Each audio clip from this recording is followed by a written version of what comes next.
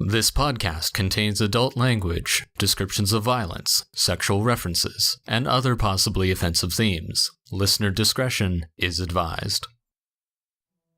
Previously on Back to the Story. You've tried casting this nearly nightly, every day for months. No response.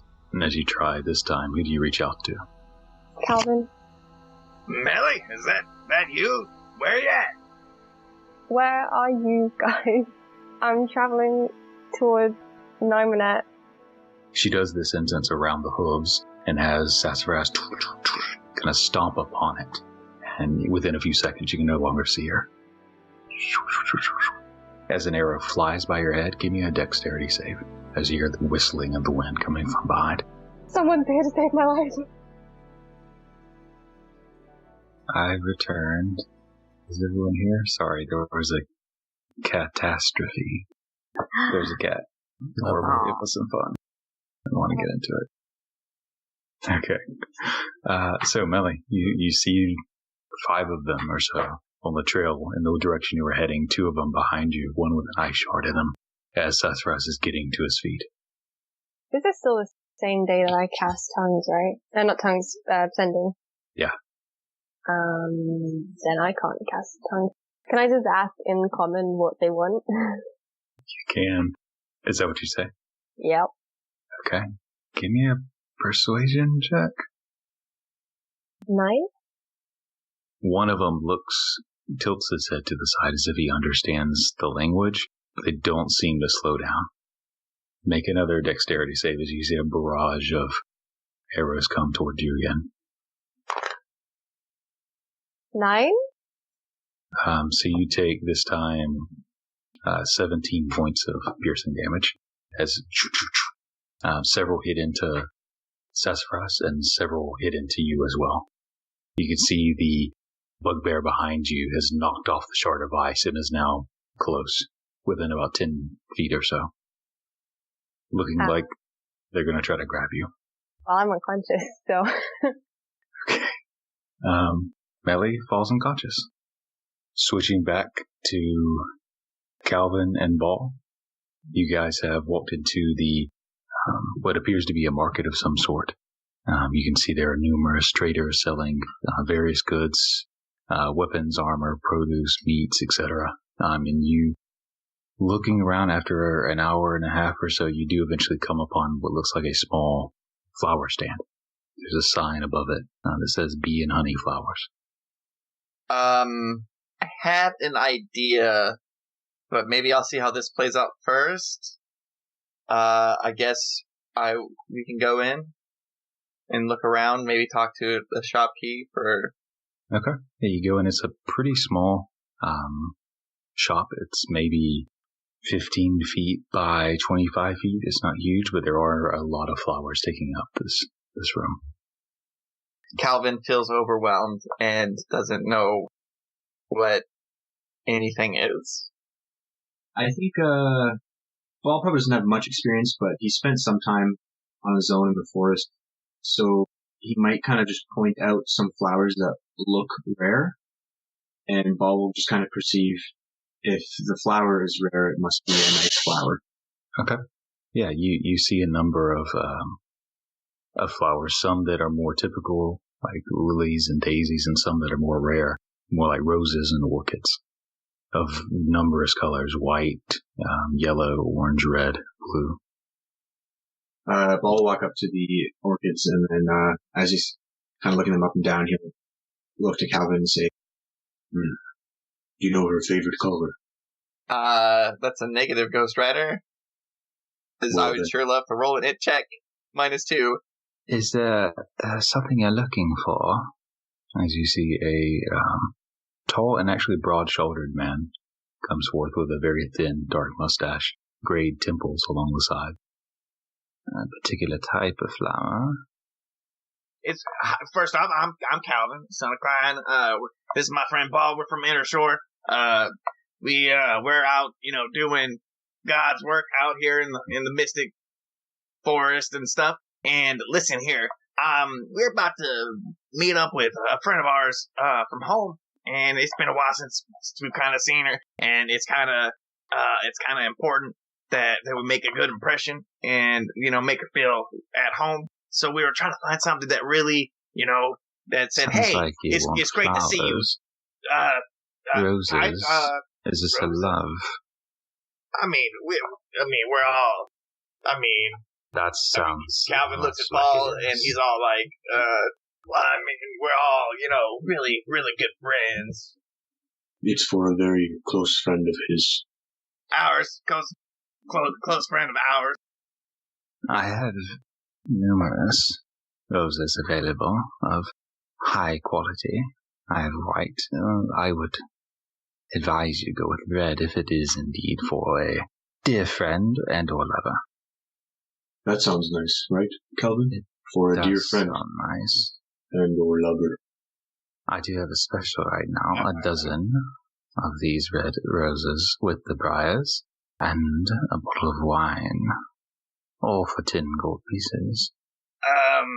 Actually, I kind of had my own thought, and I don't like that idea at all.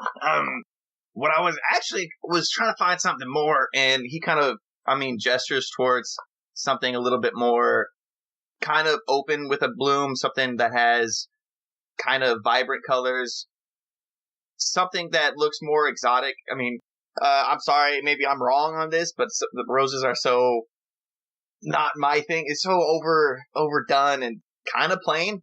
So Kalvyn would probably lean towards something that stands out more. And especially we can't, I don't know how to explain it, and I'm not going to get too into it, but something that, like I said, I don't know flowers. Something that looks more open, something that has kind of I was thinking something that kind of represented her crazy fro-y hair, and something that would just, I don't know, is that an orchid? Orchid? That's a word.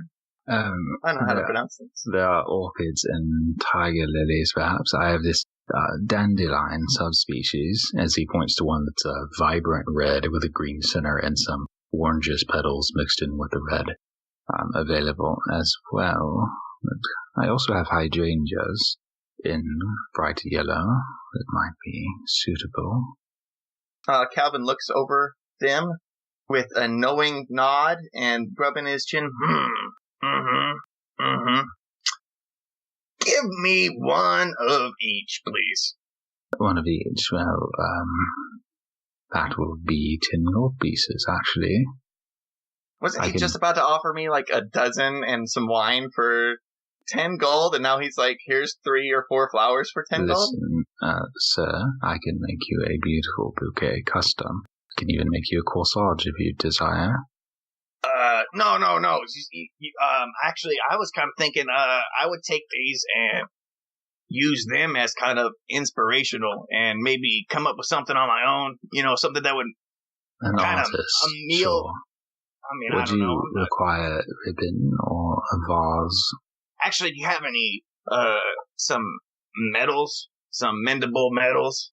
That would be great. I would love to be able to take these over to a smith and kind of work on them over there. Some copper and even a silver vase. Oh, no, I don't want to ruin your work. Vases, veneers, what? He starts putting them together and tying them with a ribbon to keep them together. 10 gold for the lot of these. I don't have any metals, I'm sorry. I'm not going to make you try to describe to me what a hodgepodge group of flowers look like, together. Looking at it, the flowers are very different and distinct from one another, but as he puts them together, he does put them together artistically, and they actually come together and look quite nice. Okay, I think about leaves and trees and stuff. Does that sound like a fair price? As you're saying that, you look over and Bolt walked away a while ago, just looking at other flowers. So he doesn't hear you mutter it under your breath. Okay, 10 gold it is. Wonderful, thank you. Please be careful as he looks at Ball, who's accidentally shoulder hitting some hanging plants and such. But he makes the exchange, takes the 10 gold, and gives you this beautiful bouquet of flowers. Cool. What I want to do now is I want to go to find a couple blacksmiths and see if there's like a shop I can do. In my knowledge, 5 days-ish out, kind of making our way. I figure I got some time. I would like to, like I said, find a little blacksmith shop to, exactly. Maybe acquire some metals. Sure. You can find, it's in the vicinity, you can find a blacksmith that does have metals for sale. How much are you looking for? I'm looking for a variety. So the non-precious stuff like gold like copper and bronze and stuff is pretty cheap, especially in low quantities. Gold and silver are obviously more expensive, but if you're only getting enough for a small trinket, it wouldn't be too terribly expensive. Are you? Is Kalvyn looking for something to make a small item? No, I wanted to basically recreate the flowers using metals that kind of represent, like, that kind of fit the same colors. Gotcha. Like maybe like a bronze for the green center and something a little bit more coppery for the red. Okay, so that would probably, you can probably use scraps of the various ones, but they're not going to be, were you going to use gold or silver for any of them? Anything that would work. Obviously work out for it. So I would say you could do this from between 25 if you're doing it cheap, up to 100 if you're doing precious metals. Would that include the space? Yeah, and that would include you to use a small bench and forge. Well, 100 gold it is. Okay, I don't spend it on anything else, so this will take you some time to do. Go ahead and give me smithing tools with, I'll say, charisma. This is more of a artistic expression than intelligence. It's not an intricate piece, but a beautiful one, hopefully. So this is you drawing the plans. It's a 17, I think. So that's proficiency plus charisma plus what I rolled. So it's 11 plus 3 plus 3. Okay.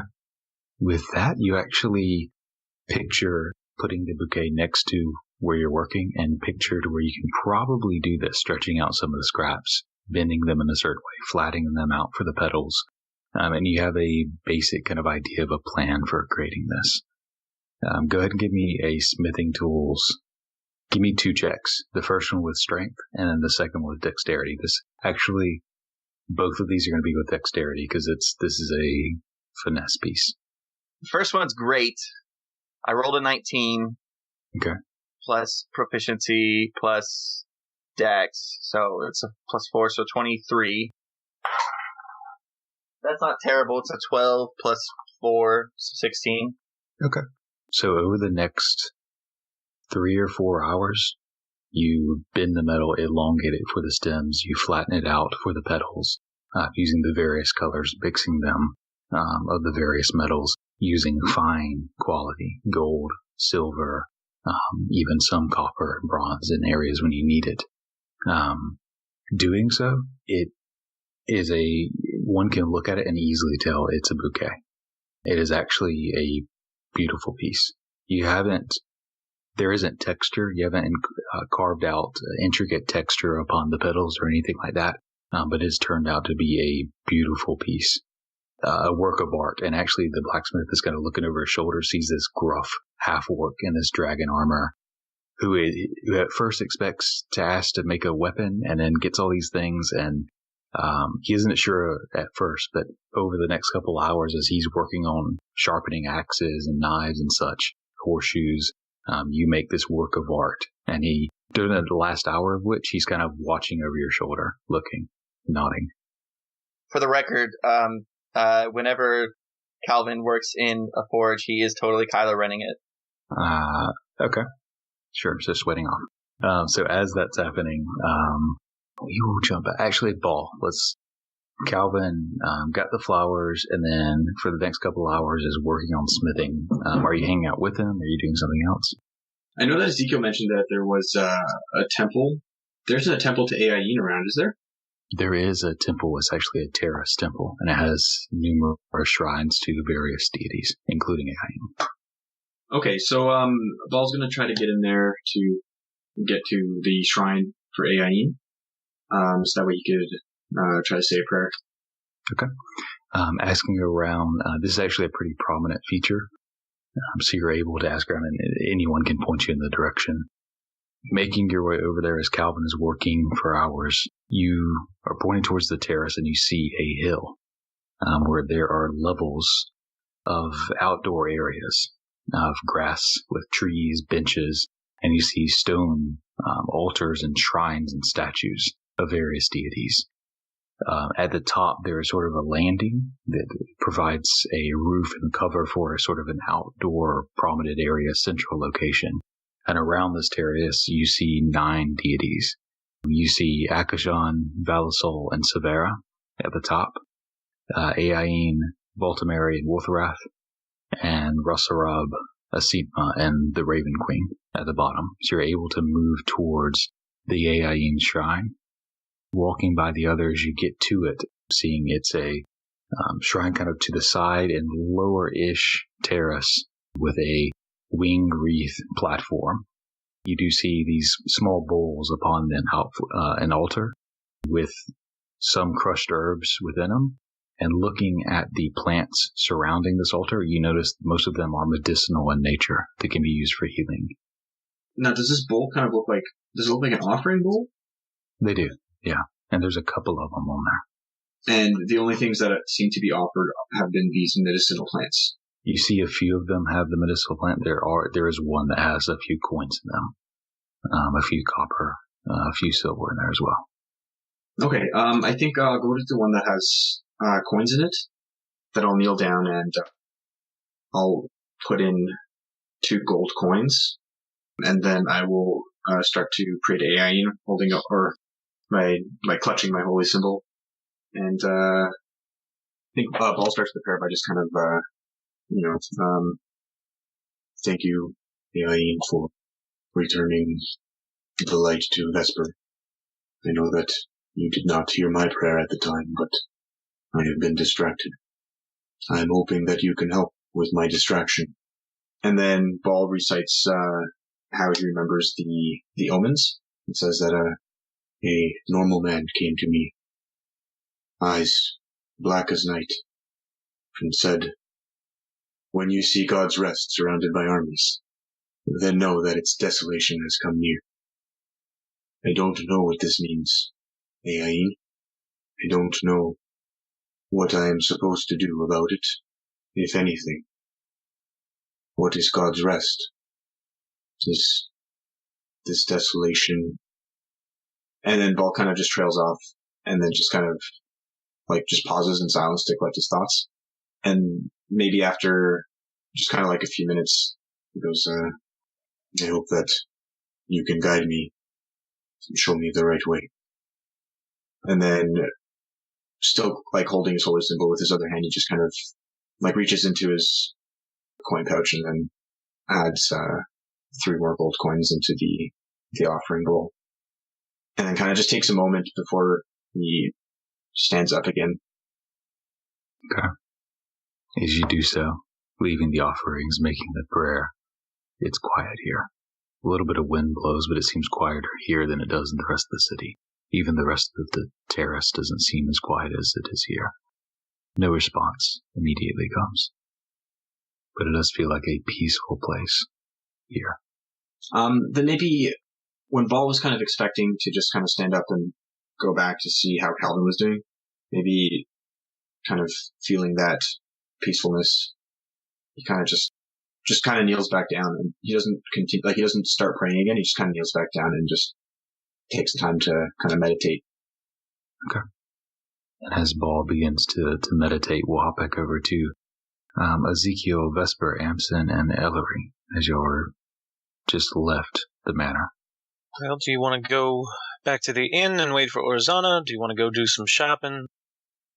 I probably need some more healer's kits, just in case. I don't really have anything I need to shop for, but I wouldn't mind tagging along wherever everybody else wants to go. Do we want to try and find the big boys? Probably should. Yeah, check up on them. Meet up with Orzana, possibly. It seems like there's a lot to do around here. So, Vesper, maybe in the morning you should send Meli another message asking her to come back. Just make sure that she's on her way here instead of waiting for us forever. Yeah, probably. I really wanted to send a message home. Meli and I are going back and forth, and, that's 2 spells. Yeah. That's fine, I can do it. She's got the same spell, so if she really needs to talk to us, she'll reply. Yeah, we should either have her send a message or you send a message back home.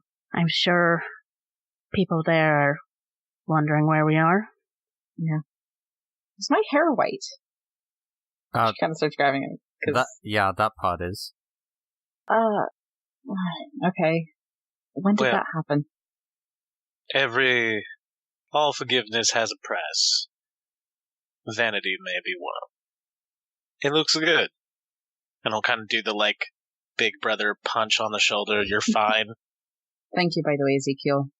I didn't get a chance to tell you. To thank you.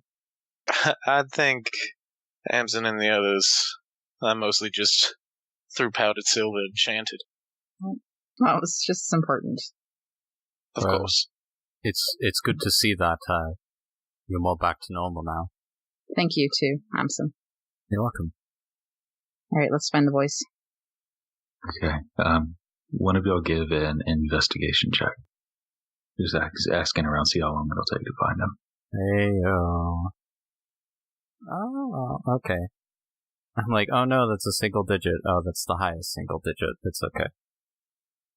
15. Okay. Asking around Ball is very easy to find. Seems like at least one guard of some sort has been tailing him. Numerous people point towards the terrace for Ball. And you said a 15? Yes, sir. Okay. Takes a little bit longer to ask around about Kalvyn, but there's not many people there wearing bright red dragon scale armor. And you find out he's in the last time in the market district, is what people have been saying. So maybe we should grab Kalvyn and head up to the temple terrace, since I think several of us wanted to check it out. Okay. So you'll head over, finding Kalvyn. It's been a few hours, and you'd approach just as Kalvyn is kind of wiping his brow, apparently shirtless, sweating over a hot forge, and you see something glistening in front of him. As you come closer, not only is his chest and back glistening, rippling in muscles and scars from battles long fought, you also see metal glistening, gold and silver, in the shape of a bouquet. And it's beautifully crafted, a work of art, and it is next to the model bouquet of actual flowers. As Kalvyn, you turn around. I give Kalvyn one of those long up and down looks first before turning my attention to the bouquet. Well, that's pretty. I sure hope she's talking about the flowers. I'm genuinely impressed. You're not sure if he's talking about the flowers. Kalvyn runs. That's incredible. And Vesper is absolutely talking about the flowers. Well, I'm not really, I didn't know what to do. You said get a gift. This is kind of my thing. I don't know. She's going to love it. You did what you do best. And when it comes to gifts, those are the best ones. And she won't put them in a vase and throw them out at the end of the week. I would hope not. I mean, I spent a little bit of time on them. I understand it could be maybe burdensome. We're traveling and you gotta carry it around. Well, but Kalvyn, the flowers that you made are never going to rot. They're gorgeous. Thank you. I thought you said you couldn't do delicate work. If you'll excuse me, I gotta, clean up and get my stuff in order and thank the. He just kind of walks over to the smith and just starts like doesn't matter what the smith is doing. He's just forces his hand in him. He's like, "Hey, thank you very much. It's really great that you let me work here." All right, Kalvyn, we'll be at the temple. Wait, which temple? What temple? All of them. All right. Sounds you want to come along? I'm kind of done here. So, yeah. Oh, usually goodbyes take longer. Sure, come along. So you guys leave the market district and the forge, heading across the river towards the terrace. And as you do so, we're going to jump briefly back over to Meli. You hear you feel yourself jostled. You blink open your eyes, and you have a piercing migraine. The vision blurry, clarifying. You realize you're on the back of some sort of wagon. Looking around, there seems to be other things upon it. It's open-aired wagon, no walls, besides the bare minimum of a ridge, no roof or anything. There are other crates, piles of weapons, and looking up, you can see there is a large bugbear driving the wagon. There appears to be an oxen or some sort of animal pulling it. You see a few others walking behind. They haven't noticed yet that you're conscious again. Night has now fallen. It's hard to see. They carry a few torches. There's only one torch at the front of the wagon that lights the way. Am I tied up, did you say? You're tied up, wiggling a bit. You are restrained. Can I reach down in my bag? Reaching around, your spell books, any sort of wand, everything seems to have been taken. Even your shoes are no longer on your feet. My shoes? Okay. The bugbear's walking behind me as I move them close enough to the wagon. They're walking maybe 10, 15 feet back. They seem to be talking to each other. As he shoves the other one, laughing in a language you don't understand. Okay, could I say, excuse me? Yes, as you see one of them calls. A few moments later, another bugbear comes out. Who wasn't following the wagon, but apparently was kind of scouting towards the flank, comes over. Guys, looking over towards you, takes a few steps forward as the wagon is still rolling. Don't speak. And kind of looks at you. Can you at least tell me where we're going before I stop speaking? No matter. Outpost. Outpost? What kind of outpost? There's a kind of a cloak over his back of dark gray. He pulls it to the side, turning to where you can see a mark on the back of a Blackpaw. Yes. Sorry, what did you say? His common is broken, but he appears to say ours. For it's Blackpaw. Are you kidnapping me for a particular reason? Or are you planning on ransoming me? Like, what? Ransom. If no one pays the ransom? You die. You have rich family. Yep. Definitely will pay the ransom. But I mean, I can cast spells that could be super useful for you if you don't kill me. If you maybe let me go and give me my spell book. I have so many useful spells that I could do. I could maybe help you kidnap other people for more ransoms. I'd be worth a lot more to you than if you killed me. Spells from book. Yeah. As he kind of comes up to the wagon, climbs over you, searches through a pile of stuff. Most of it you see now is your bag and other things, and finds a spell book. And this book, as he opens it, kind of tearing through the pages. When you say tearing through the pages, you mean flicking through the book and not tearing them out, right? He's flicking through the book, but okay. Aggressively. He's not being very cautious. I have spells here. Yep, they are. Well, they only work for me. It's my book. What spells do you have? I can talk in different languages. I can... So can I. Yeah, but how many though? 2. I can speak in a lot more than 2. I can send messages to people that are really far away. I can put people to sleep. I could identify magic items. I could make an invisible servant to carry things. Maybe, if no pay ransom, slave instead. No die. Or you could not bother with the ransom and just untie my hands and I could do the spells for you and show you what I could do. Maybe let Maine see you. But wouldn't you be interested to see it right now? Like, it's super cool. Make a persuasion check at disadvantage. I don't even think I could get this because it was a real advantage, so. 7. Trickster, no. How long does it get that? Soon, you will meet Commander. He will know what to do. Okay. Is my stuff, did you say that my bag was on the cart? Yeah. He's kind of sitting on the cart now. It's 2 meters from you. Okay, cool. I'll just settle back in then. Okay. Settling back in, we jump over to the others who have just arrived at the Temple Terrace, this sort of multi-layered terrace of outdoor altars and shrines to various deities, each with kind of a different section with a different flowers, different statues, and the like. As you guys approach, because it's outdoors, you can easily see Ball as at one of these. A few tiki torch-like implements have been lit to light the area somewhat. I just want to add, I guess with all that time that's passed, Ball will probably get bored of just staring or like with meditating for that long. So Ball's going to be just in there trying to cast mending on the broken up herbs that are in the offering bowl, kind of trying to put them back together. I have no idea if that works, but Ball's going to try to do that.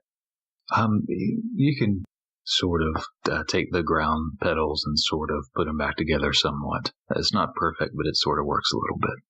Okay, Ball will do that just kind of as a kind of way to kill the time while staying in a place that feels kind of peaceful. Okay. And are there other people around besides Ball? There's a few others you see walking around, but none around Ball except for you do see a guard is sitting at a bench nearby, not too close.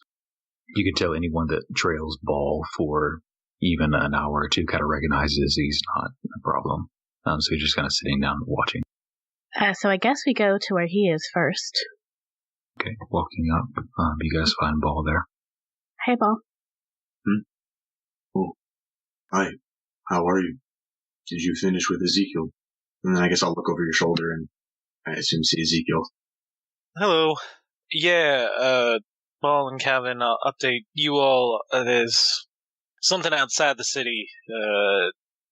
Killing people, taking faces, for waiting around for Meli. We might want to look into it in the meantime.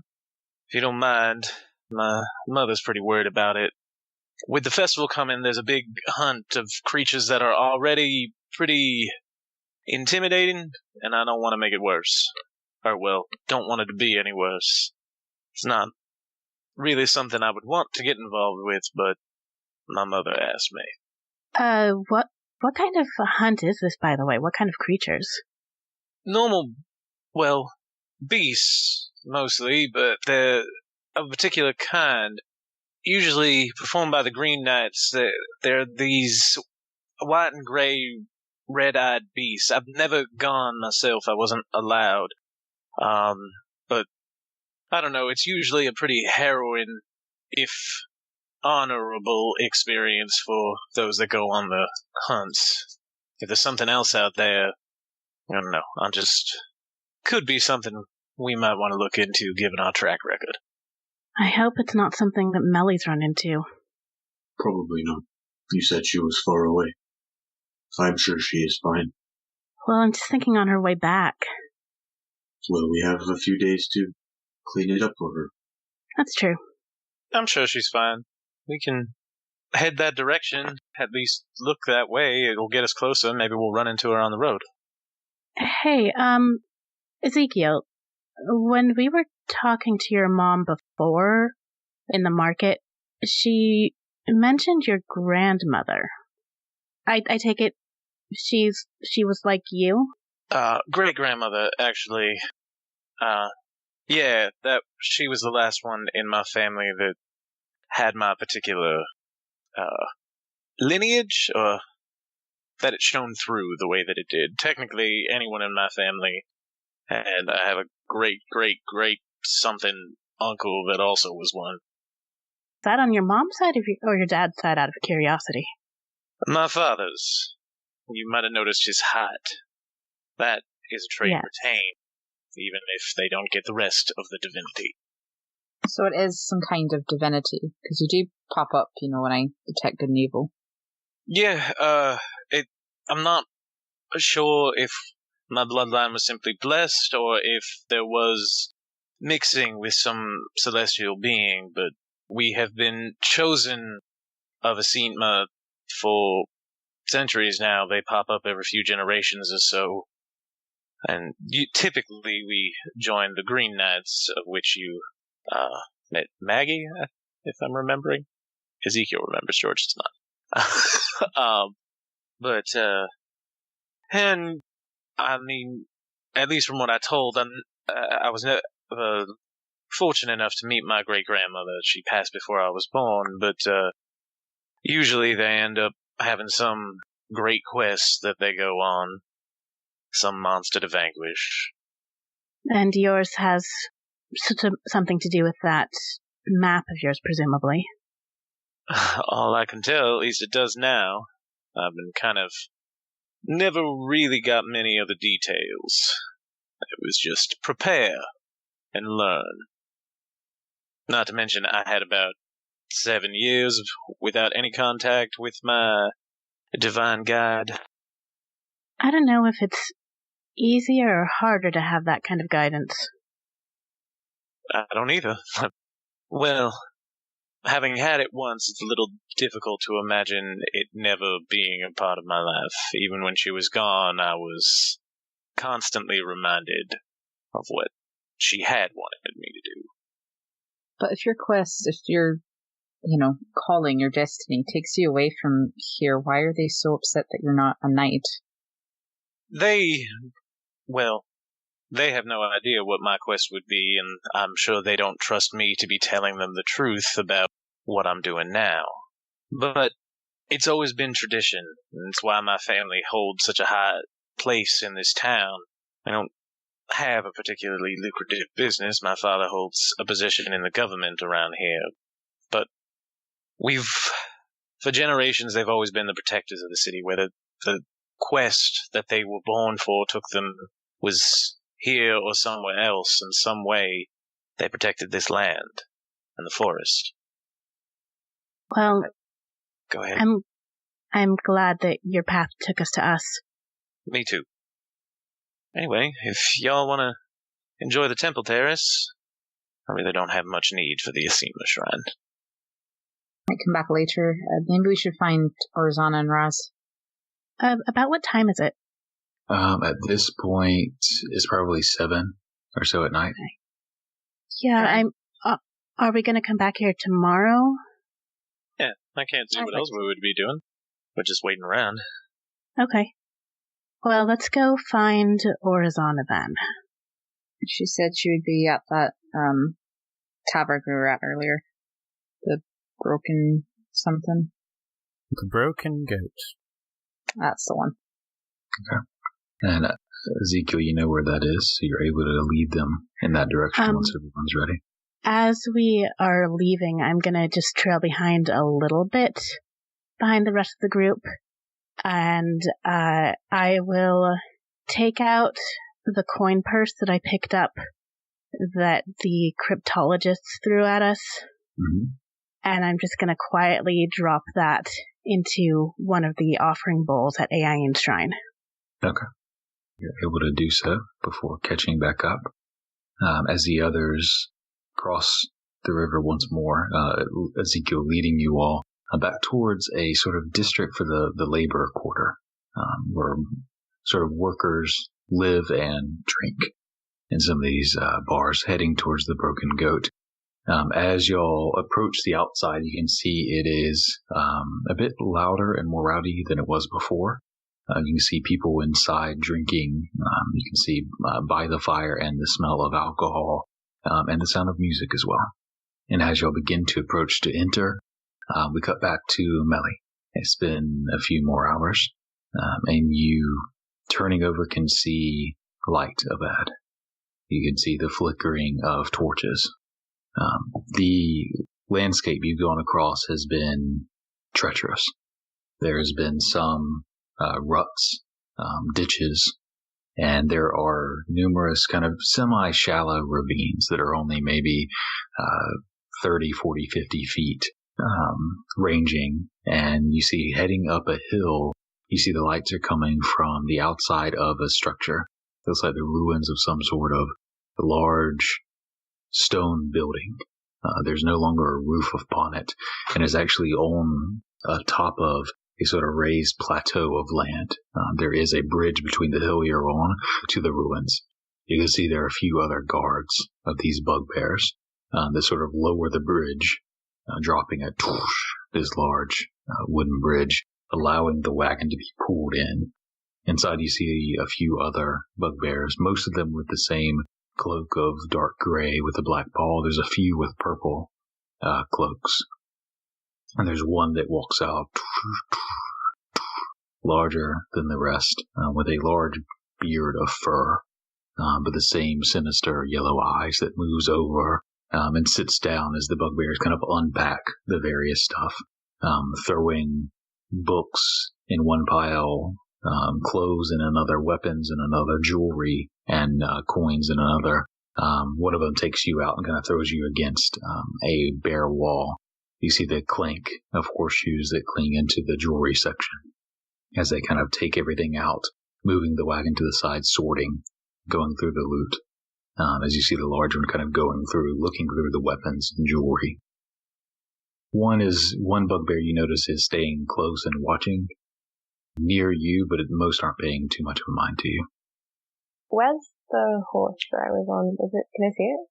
You don't see the horse. Where's my stuff? Do I see that?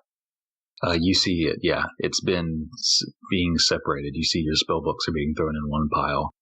Any sort of jewelry you had or coins are being piled to another. Well, I don't have any money, so straight for them. Is there anybody else that's with me that's been kidnapped? You don't see any other. Actually, give me a perception check. Okay. Just to get a general area. 16. Okay. Looking around, this ruin is probably a fort at some point. It's ruined. There is no roof. Part of where a tower was in the corner looks like the roof has been fixed there. So there is some sort of indoors, though probably not large. You see there's a few other tents and just outdoor sleeping cots for other people to sleep. Looking over, you briefly see someone of a much smaller size compared to the bugbears. Is probably only 4 feet tall or something, or so, before they kind of duck back into the tent. You see 2 ox, and then guessing there's maybe 15 or 20 bugbears, something like that. It's hard to say because they're moving around, but something like that. Can I lean towards the one that's closest to me and just ask what they're doing with me? You will decide. It's the one that you spoke to earlier. It seems to be the one of the few that speak common. The commander will decide. They're sorting the loot for now. Which one's the commander? He points, and there's obviously one that's in charge, who instead of wearing kind of iron and piecemeal breastplate is wearing what appears to be polished steel armor and a large cloak of red. I'm just gonna wait until the commander comes over because I don't know what else to do. Okay.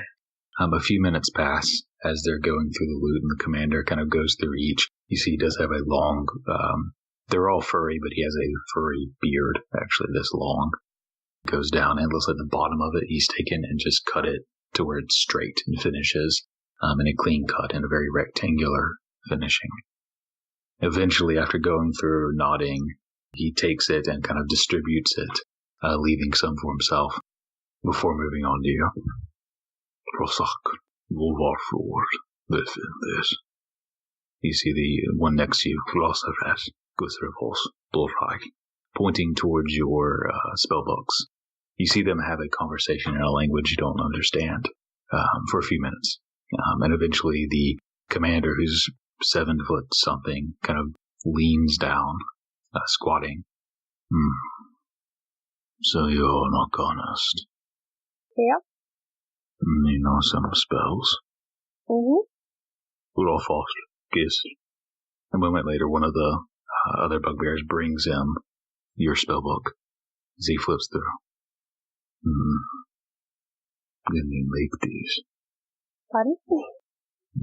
Can you make, so I can use scrolls? Yes, but it'll take a long time and a lot of money. I have money and you have time. Fair point. What would you need to do this? I would need, I need my spellbook. I'd need a lot of money. I'd need ink. I'd need paper. I would need time left alone because I can't do it if I have any distractions like people in the room. Yep. Different spells require different components. I definitely need those too. Do you have one that I could use? Do you have poison? I don't have poison. Fire? Nope. Make a deception. Wait. Make a deception check? You know fire, don't you? Yeah, I do have fire. Okay. Make a deception check. 8. You know fire. You make this for me. Okay. Or I drop you off wall. He drops me off a wall? He gestures towards the edge. It's probably, at this point, it's a little higher, so it's probably a 60-foot drop or so. And break your legs. Let the beast take care of you. What's the beast? Will you do this? Oh, yes. Good. I will do it. And Commander Moro Blackpaw. These are mine. My soldiers. This is my place. This is mine. The gold. The books. You. All mine. You understand? Yep. Good. Grossach. Bisle. He begins speaking in another language to another bugbear, and a moment later you are brought to another corner of the camp. A stump is given for you to sit on. They bring you the spellbook, the wand, and a pile of coins, and 2 bugbears to watch. So I have my wand on my... is one of the bugbears the one who speaks common? He is. You're still restrained currently, but he does loosen some of them to where you can move a little bit, but takes some of that loose rope and ties it to the stump beneath you. I'm not going to be able to make these scrolls if I don't have full use of my hands. You can see the commanders kind of sitting over at the fire pit as they're beginning to cook. You can smell meat. He looks over in that direction, the commander nods, and he undoes the ropes a bit more. Your legs are still bound, but your hands are free. Okay. I'm gonna stop pretending to make a spell. Okay. I'm gonna do it, but I'm not gonna make burning hands. I'm gonna make grease. Okay. What level was that? Is that a first level? Yeah. Okay. Give me an Arcana check. 22. Okay. You've cast this spells multiple times. You know, in and out. You can easily make this scroll. Give me a deception check at advantage to make it... You don't think that they can read this spell and understand it, but you don't want to be... This is to see if your hand quivers or if you're sweating nervously or any other tics that might give this away. So just like if I'm keeping my cool. Yeah. That's a natural one. No. That's a 10. So 10. Okay. Roll for them. You kind of every so often are kind of looking up to see them watching you to gauge their reactions. You don't mean to, but you realize after a half hour or so of making this, you're doing it pretty often. And you see the one that speaks, you've spoken to before. What are you making? Fire? Spell? You sure? He snatches at it. Looks at it. Doesn't look like fire. It's a spell scroll, it can't look like fire. Otherwise, Is this one done? No, it's not finished yet. Start over. Start over? It's gonna cost me money. Start over. Okay. I'll start over. Okay. Are you gonna try to make grease again? Nope. I'm gonna do sleep. Okay. Making another Arcana check. 17. Okay. And make one more deception check at advantage. 18. Okay. This time you keep your cool, and he kind of looks over and snatches the paper when you're almost done, comparing it. See, they look different. This is not fire. And takes the first one and kind of folds it up and puts it to the side. And after about an hour or so, you're able to finish the second sleep scroll. Okay. I'm gonna keep pretending that it's not finished. I'm just gonna keep working on it until people are asleep. Okay. As you continue to work on it, some bugbears do go to sleep. The two watching you do not. You notice the commander does not either, as he continues to eat, looking over maps and such over a large stump and table. Do you guys not sleep? You won't sleep. Sounds like a bit of a boring job because two of you watching me, like, one of you took me out, so. Keep working. I can work and talk. So are you both going to be watching me the whole time? Until we get tired, then two others go. I mean, like, surely you just need one person to watch me. Commander said two. What about, going to the bathroom? He kind of gestures to the corner nearby.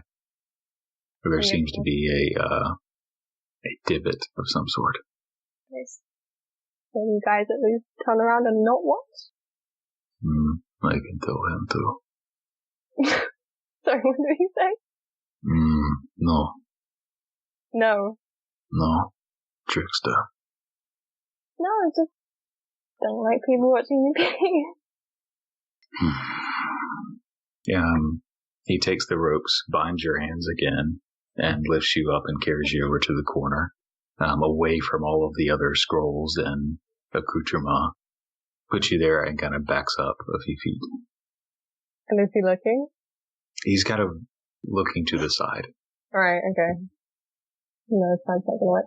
Okay, I'm gonna pull on this plan and just be like, actually, I don't need to go anymore. Okay.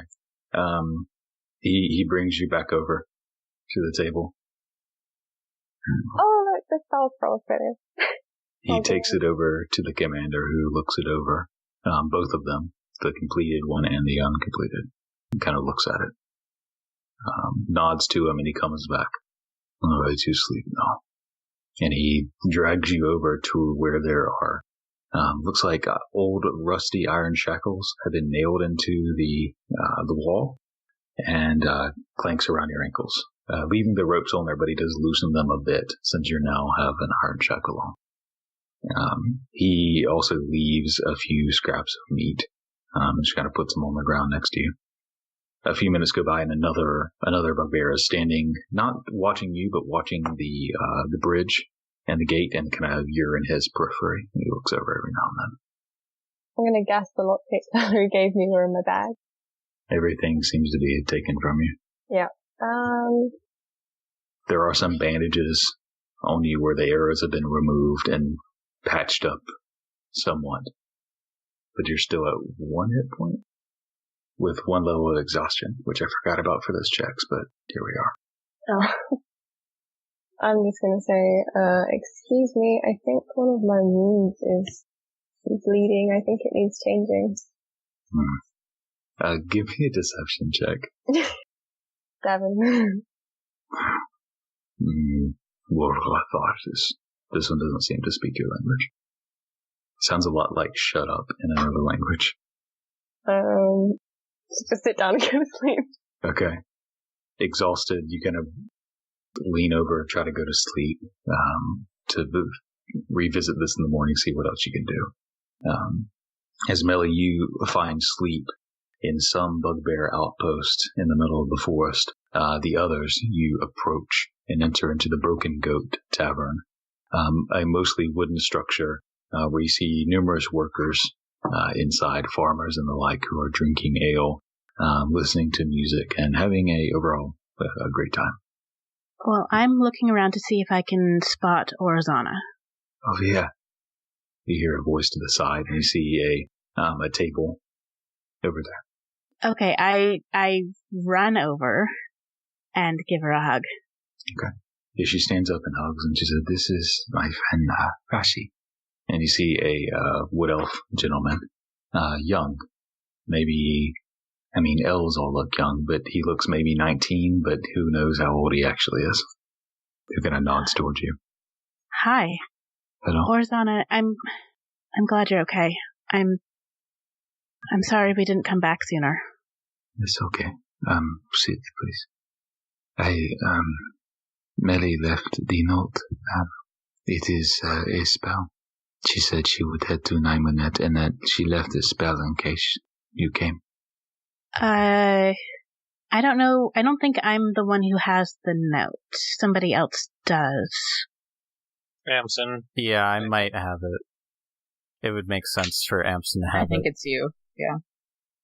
So I'll take it out. Did you say what the spell does? It would talk to her. Oh, so we can tell her tonight that she should come back. Perfect. That sounds like a good idea. That would be good. Can you cast it, Amsen, or should I? No, since I don't know. I have some experience with scrolls. Okay. I can try it out. So Amsen will kind of do the same thing that he does to get rid of stage fright, and that is just block everybody out and just do the thing that he needs to do. And this is on your spell list, I believe. But what level spells can you cast up to? For Wizard, I can cast up to level 1. For Bard, I can cast up to level 3. Okay. Yep. So you'll need to make a Arcana check to cast this. But you do see the runes are wizard in nature and logical based. Okay, so they're a little familiar to me. They are familiar, yeah. They're a little advanced, but you're familiar with at least the basics. You can see the primary rune and the secondary and the tertiary, and you're trying to put it together. Sending is a bard spell, so he's actually fine because he can cast third level. Yeah. Okay, well then I guess you just do it then. Sweet. Wanted to double check that. As long as it's on his bard spell list as well, he should be good. Yeah. Okay, I didn't know it was on Bard. I thought it was just on Wizard. Okay, so with that, you actually, though it's not formatted in a way you're super familiar with, you are familiar with what it's capable to do. And as such, you are able to cast the spell. Okay, so I have a message that is exactly 25 words. Can you head back? Murder mystery in Briarbridge, possibly fiends. Might be here a while. Can meet you halfway if you tell us location. Careful. And as you cast the spell, speaking the words into it, the runes ignite upon it and begin to burn away the paper into energy that dissipates into the air. At which point, Meli, you're woken as you open your eyes in the night, hearing those words in your head, able to respond. Amsen, please save me. I've been kidnapped by bugbears. I think they're called the Blackpaw gang. They wear grey cloaks with a black paw. That's 25 words. I can't read it before I said it. Amsen, waiting for the message to come back, hears it. Alright. So, Meli got back to me. Oh, good. Is she coming? No, she's a little hung up at the moment. Apparently ran into a gang of bugbears called the Blackpaw gang. And she is currently being held by them. And fuck. Would like her to come and save her. Post-haste. Yeah, we're gonna Kalvyn jumps up from the table. fucking do that. What are we waiting for? Yeah. Apologies, Orzana. Thank you for coming to see us, but we really need to save Meli. Of course. You can come with us, of course, if you want to come with us. You've got a bow and everything, right? We'll be coming back, and it will be dangerous. I know of the Blackpaws. Orzana will come back. If you need me, I will come. But if not, I'll stay. I can go try and talk to Maggie, see if she knows where might take people. The Green Knights probably are aware of their fortress. That's all I can think of to do to at least get a headway. Should we set out tonight? I'm fine Yes. starting out. I don't know what direction we're going, though. Well, she was on her way to Nymenet, so I assume somewhere down that road. But we can check in with the knights and see if they know about the Bugbear gang in the first place anyways. Your mom said to be careful if we go northeast, so I'm assuming it's that way. Yeah, she mentioned the Blackpaws were up there, and that's the direction Meli would be coming. So if I can get any more concrete location, I'll do that. Yeah. If it helps, you can take the horse, take her ass. Well, thank you. He's all right? Yes, he's very good. Good. Well, I'll go find Maggie. You all figure out how you want to travel. If you can figure out a way to, I don't know, find something that can carry Ball, I just don't see how horseback's going to work for the rest of us if we can't get him on something. Anyway, I'll be back. Many of you are the one of me I can catch up and know at the time to make accommodations for me. So it sounds like Ezekiel is going to try to find Maggie West? Yes. Okay. As you leave, as the rest are beginning to go about potentially finding mounts or some way to quickly move, Ezekiel, she would either be at the Rook itself or in town at her family home. You did see her today, actually, so she might be there. I'm going to go squirrel form and just go to her home and see if I can look in windows and see her. Okay. So getting into scroll form, running towards High Hill where it is. Actually, it's in the Bridgewalk district. Moving over, you go towards the West house.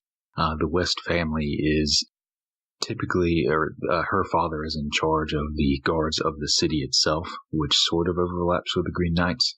But it's on the river, and it's one of the largest homes on the river itself, just on the edge of where the market district is. As you move in that direction, you go towards the house, and you know which window is hers and which room she's in. If you climb up and peek in. Peeking in, you see she is at a desk in sleeping attire, reading a book by candlelight. I'm going to start rapping on the windows and gesturing like I'm not a fucking squirrel. She gets up, opens the window. What do you want? Hop in, change.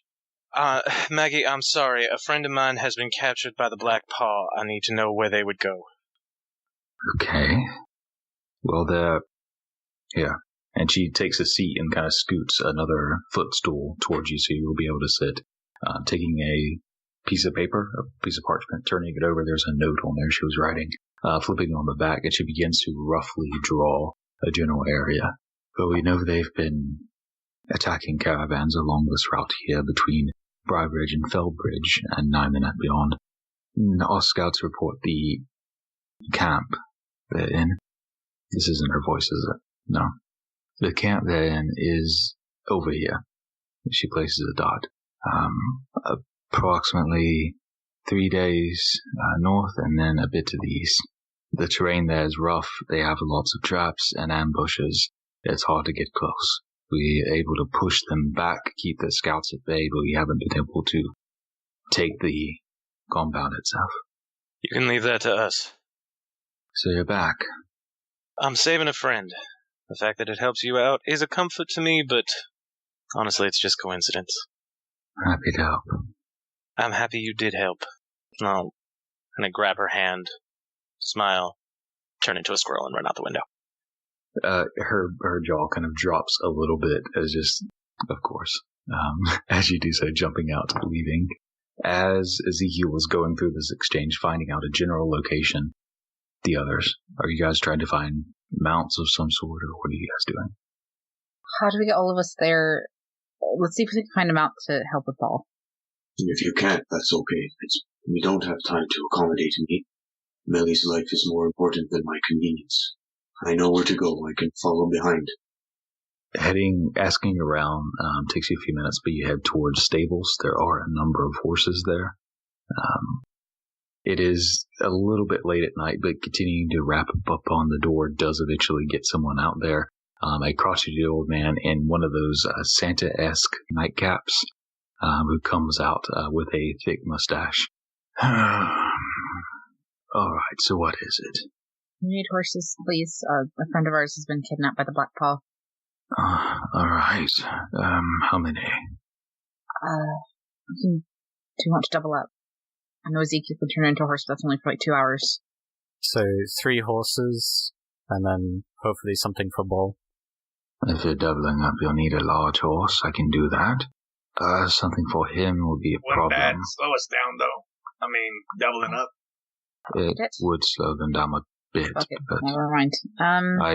I have large horses. It shouldn't be a problem for most of you. I would recommend separate horses for this one. He points to you, Kalvyn. The rest are small enough to really double up without too much of an issue. We also have a horse here, Raz. Yes, he's red. The red horse, I'm aware. Your friend, the elf, she comes almost daily. For him, pointing at Ball, I would not in good conscience sell you a horse that he would ride upon. You could perhaps get a wagon, but I would have at least 2 horses, maybe 4, if you're wanting to go fast. I could strap 3 each to do the job. My big horses. We might be able to do that. If it's faster than walking. Be months faster than walking. 3 horses with a wagon in them could probably keep up with you, or at least not slow you down so much. How much would that cost us? So you're talking doubling up. For how many are you? Let's see. 2, So 1 6, horse. 5 with Ezekiel. 6 with Meli when we come back with her. 1, 2, 3, 4, 5, 6. We can go slower when we have Meli. Probably. I could do it for 600 gold. I could have them strapped up in half an hour. Saddlebags and all. 4 horses, high quality. Amsen?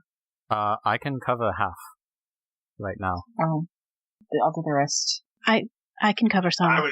You would do the whole, hey, I have words, and they are powerful and moving. But if we're just going to pay up front, that's cool too. Here's 600 gold.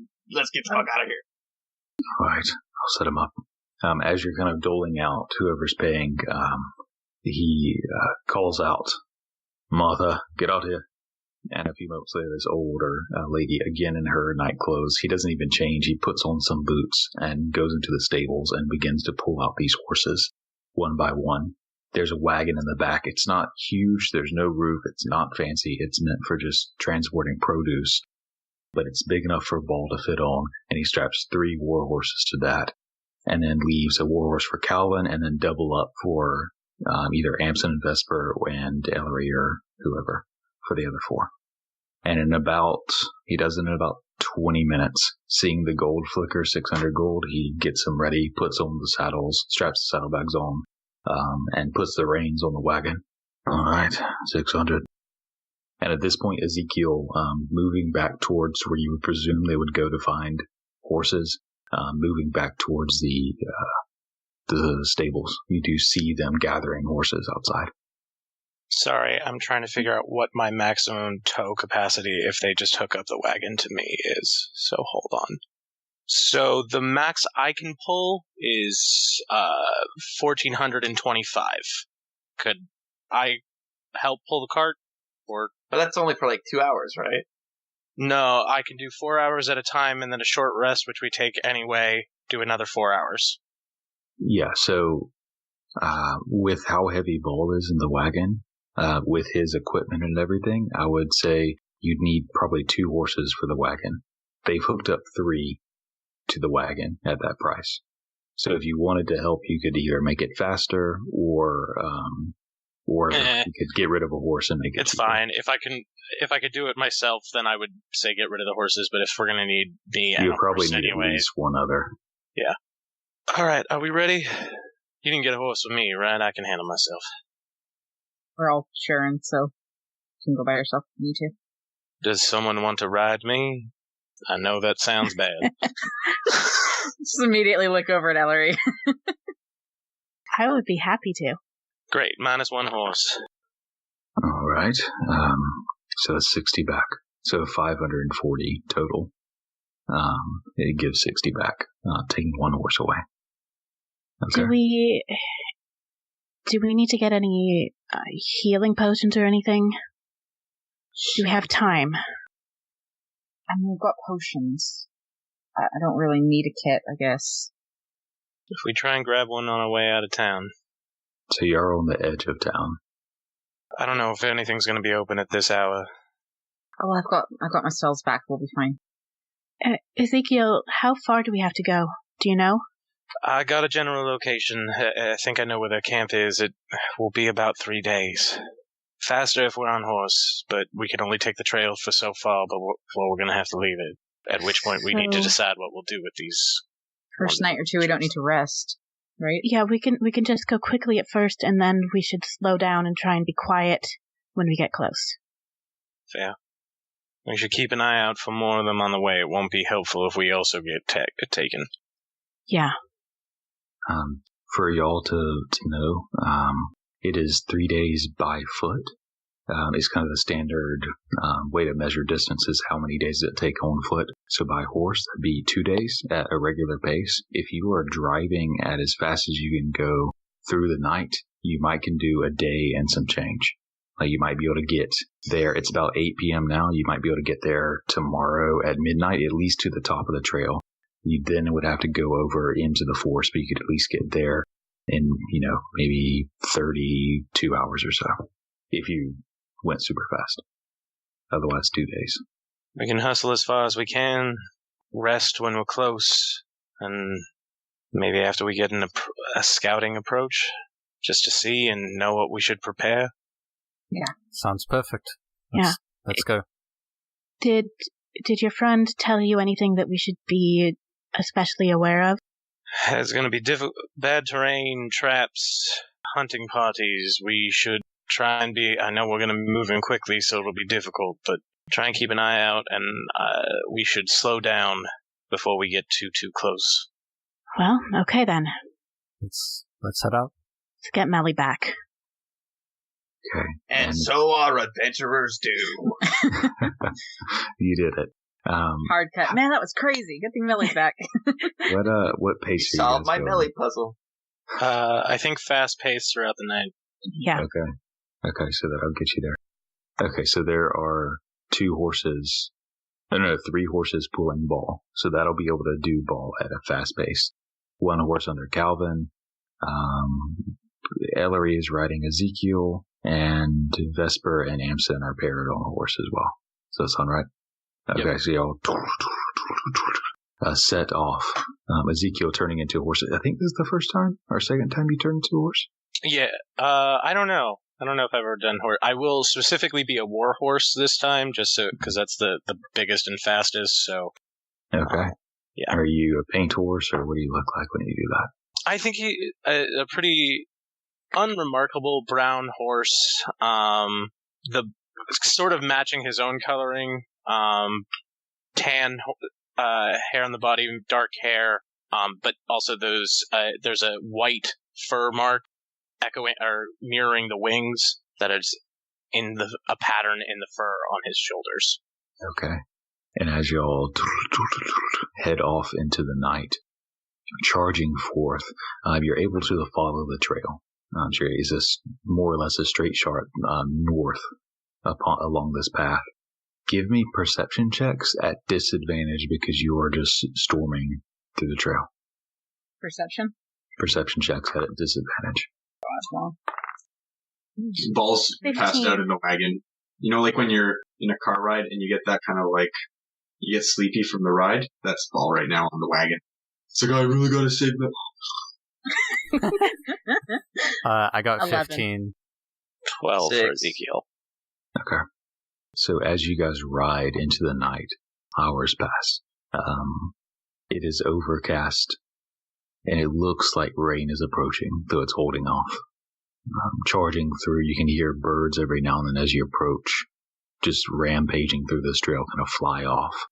You continue for another hours, passing through the night, past midnight, as Ezekiel, your legs tire, and you have to rest upon the wagon every so often, every 4 hours.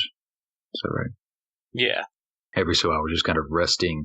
And since there's 3 horses, it can handle Ezekiel and Ellory resting on the wagon, though it does slow it down a little bit. But y'all continue through the night with Amsen. As you're in the early morning hours before the sun rises, you notice something on the ground as you're passing by. You're moving quickly, so it's hard to see, but it looks like arrow shafts, foot marks. It looks like there's a scuffle as you're charging by. I'll say, just keep going, I'll catch up. And I'll go back to take a look at it. I got the same number as Amsen, I think. Oh, you did? Okay, so you both of y'all notice it. I saw nothing, so kept trolling on ahead. Sorry, Ellory. Wait, Ezekiel. Ezekiel, there were signs of a fight back there. I'll let them go and look. I'm on the back of Amsen's horse, so I'm assuming Moss has stopped. Okay, so I guess Ball and Kalvyn are continuing to charge ahead. As the others, all of y'all, turn back. Amsen and Vesper kind of get there first, followed by Ezekiel. You'll come back and you'll see numerous arrow shafts, a few bits of blood, fairly recent. Someone give me a survival check or investigation. I'll say 2 people can kind of help them looking around. I'll do investigation. Okay. I'll do survival, I guess. Okay. Yeah, 21. Oh, 21 for me too. Okay. So, investigating Amsen, you see these weapon shafts. These arrows are homemade. These aren't fletched. They're all a little bit different, made by someone else or by different individuals. You do see a rope where it's tied to 2 trees on opposite side. Looks like it has been cut, and they just left the remnants. But it looks like it was used to trip something. As you can see, large horse prints that kind of cascaded over a wire, leaving a large area where it was slid and fell. Ellory, you see this as well as footsteps. And you got 21. Yes. You guys see deep impressions of armored boots, a number of them, from different areas, from the sides and from the back. Maybe 6 to 8 heavily armored individuals. You also notice faint tracks that are much smaller. The impressions are much more shallow from someone that is not wearing armor, and is from probably weighs significantly less. Do I see a sign of the boot prints going away in a particular direction? You see, both of you are able to tell that the prints after the scuffle, there are more that kind of head off the trail to the right side of the trail. And it's harder to track them in there, but you can tell them till they get off the trail and they begin to head north. So I call out to Ball and Kalvyn. They're gone. I mean, they're... Ezekiel, let's catch up with them and bring them back. Okay. And as soon as they seem within range, I'm going to go ahead and use a message just to be a little bit faster. Message to Kalvyn. We found signs. I think we know which way they're heading. Come back this way. Okay. Do I do so? I mean, it would be wrong not to, right? So, yeah, I think so. Yeah, let's go with that one. Just a yes or no. Okay. So you guys turn around, head back, skidding to a stop, and the scuffle is pointed out. You can kind of tell where something happened. Okay, so we can follow their trail. We're going to have to go slower from here, probably. Be more careful. Should we leave the horses here? Hate to do it, but... On the side of the road, we can find a better place. Can you tell them to go back to the city? Let me see what I got. Nope. I don't have any kind of command that will last that long. Oh, actually... Well, I was just thinking of speak with animals. I can tell them in the morning. I can send them back. Maybe Raz and Orzana can watch after them until, I guess, we take care of them. But yeah, I can do that. So should we rest here for the night? Or for a few hours? You can see the sun is now peeking up over the horizon. For the morning? Yeah, we'll probably not want to go in broad daylight anyway if we're taking on a fortress. So better to get rest now, And then we'll be able to talk to Meli again once we wake up. At least give her an update. Yeah. Okay, so you're gonna get off the trail and rest? Mm-hmm. Okay.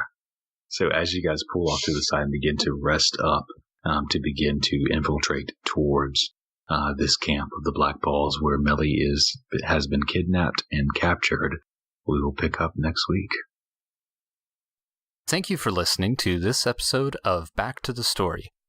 For notifications when an episode goes live, you can find us on Stitcher, Google Play, Player FM, or TuneIn.